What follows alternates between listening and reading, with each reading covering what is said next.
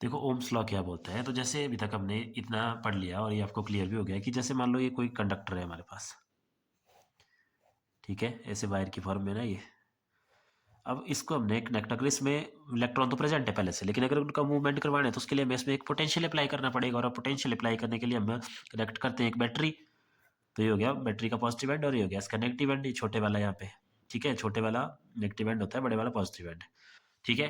तो अब इसमें फ्लो ऑफ इलेक्ट्रॉन हम करंट दिखाएंगे, तो करंट की डायरेक्शन क्या होती है, देखो पॉजिटिव से नेगेटिव ना, तो पॉजिटिव से ऐसे एरो निकलेगा और नेगेटिव की तरफ ये करंट आएगी इसमें, ये ऐसे चल रही है इसमें करंट, ठीक है, आई इस तरह से करंट। तो अब ये करंट कितनी चलेगी इसमें, देखो कॉमन सी बात है, ये किस पर डिपेंड करेगा, जितनी बड़ी बैटरी लगाएंगे, जितने बड़े वोल्ट की बैटरी लगाएंगे उतनी ज़्यादा करंट उसमें आएगी। तो सबसे पहले ये बात बताई थी हमने, एक साइंटिस्ट थे ओम्स नाम के, उन्होंने, तो फिर उन्हीं के नाम पे ये लॉज बन गया हमारे पास कि current flowing through a conductor is directly proportional to applied voltage. लेकिन एक चीज़ का ध्यान रखना कि उस वोल्टेज के बराबर ही करंट नहीं होता वहाँ पे, लेकिन उस पर डिपेंड करता है कि जितनी ज़्यादा वोल्टेज अप्लाई करेंगे उतना ही ज़्यादा करंट होगा यहाँ पे, डायरेक्टली प्रोपोर्शनल। ये वाला साइन होता है डायरेक्टली प्रोपोर्शनल का, इसका मतलब होता है सीधा रिलेशन है इनका, एक चीज़ बढ़ेगी तो दूसरी भी बढ़ेगी। जैसे फॉर एग्जांपल मान लो करंट बढ़ानी है अपने यहाँ पे, तो बैटरी की जो वैल्यू है वो बढ़ानी पड़ेगी, वोल्टेज बढ़ानी पड़ेगी, और अगर वोल्टेज बढ़ाएंगे तो करंट बढ़ेगी, अगर करंट को कम करना है तो वोल्टेज को कम करना पड़ेगा। बैटरी कम कर दी, वोल्टेज कम कर दी, तो करंट कम हो जाएगी, ये मतलब होता है डायरेक्टली प्रोपोर्शनल का। और अब देखो हम बनानी है हमने इसकी इक्वेशन, इक्वेशन मतलब ये प्रोपोर्शनलिटी का साइन हटा के यहाँ पे इक्वल टू का साइन लाना है। तो जब भी प्रोपोर्शनलिटी का साइन हटता है तो उसकी जगह पे एक कांस्टेंट आता है, तो यहाँ पे जो कांस्टेंट आता है हमारे पास वो आता है इसकी जगह आर, और आगे हो गया आई, इसको ऐसे लिख सकते हैं V is equal to I R. तो ये है ओम्स लॉ हमारे पास मैथमेटिकल फॉर्म में, V is equal to I R, और डेफिनेशन ये होगी। और देखो ये जो आर है यहाँ पे, आर है हमारे पास प्रोपोर्शनलिटी कांस्टेंट बोलते हैं इसको, मतलब जब प्रोपोर्शनलिटी साइन हटता है तो फिर एक कांस्टेंट आता है, उसको बोलते हैं प्रोपोर्शनलिटी कांस्टेंट। और यहाँ पे इसको जाना जाता है रेजिस्टेंस के नाम से, रेजिस्टेंस, रेजिस्टेंस के नाम से इसको जाना जाता है, ठीक है। ओम्स लॉ इतना ही है आपके इसमें, तो ये हो गया ओम्स लॉ। अब देखो ये आर क्या है, रेजिस्टेंस इसको हम बोलते हैं, अब इस रेजिस्टेंस को हम डिफाइन करेंगे।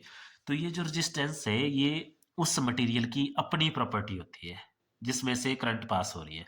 जैसे अगर मान लो किसी पर्टिकुलर वायर में से करंट पास हो रही है, तो उस वायर की एक ऐसी प्रॉपर्टी होगी कि उस प्रॉपर्टी की वजह से वो अपने में से जो करंट का फ्लो होगा उसको अपोज करेगा, ठीक है। मतलब वो वायर नहीं चाहेगी या वो प्रॉपर्टी नहीं चाहेगी कि इसमें से करंट पास हो, अपोज करेगी उसको, ठीक है।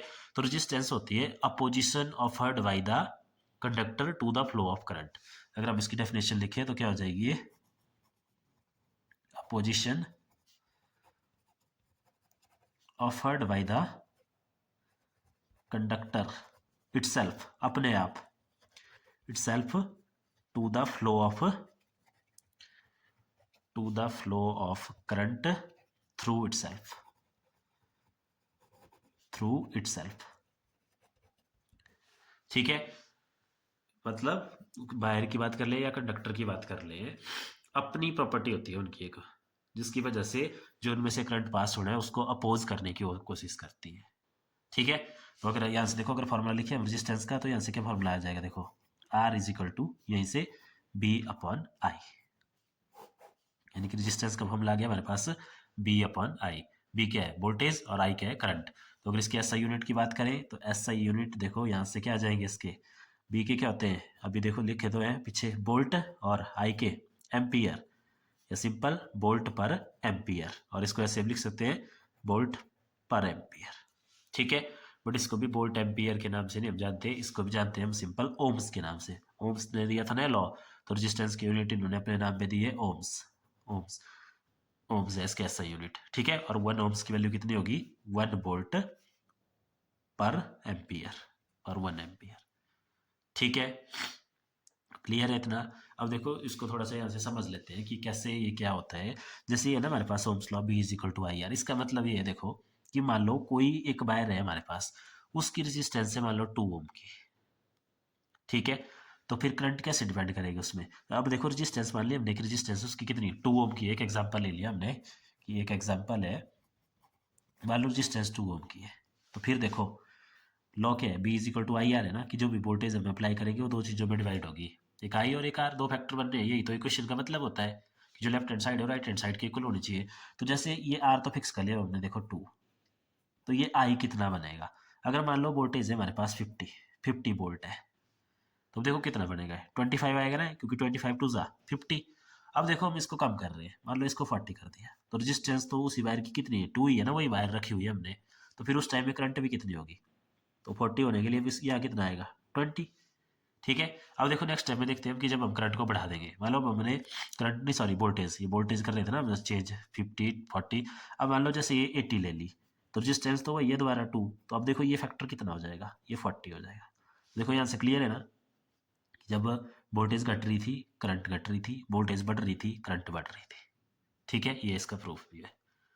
तो मतलब किसी भी सर्किट में कितनी करंट पास करेगी वो डिपेंड करेगी अप्लाइड वोल्टेज पे, जितनी ज़्यादा वोल्टेज उतनी ज़्यादा करंट। लेकिन एक फैक्टर और आता है वहाँ पे, क्या, दैट इज रेजिस्टेंस। अब जितनी ज़्यादा रेजिस्टेंस होगी उतनी कम करंट वहाँ पे बनेगी।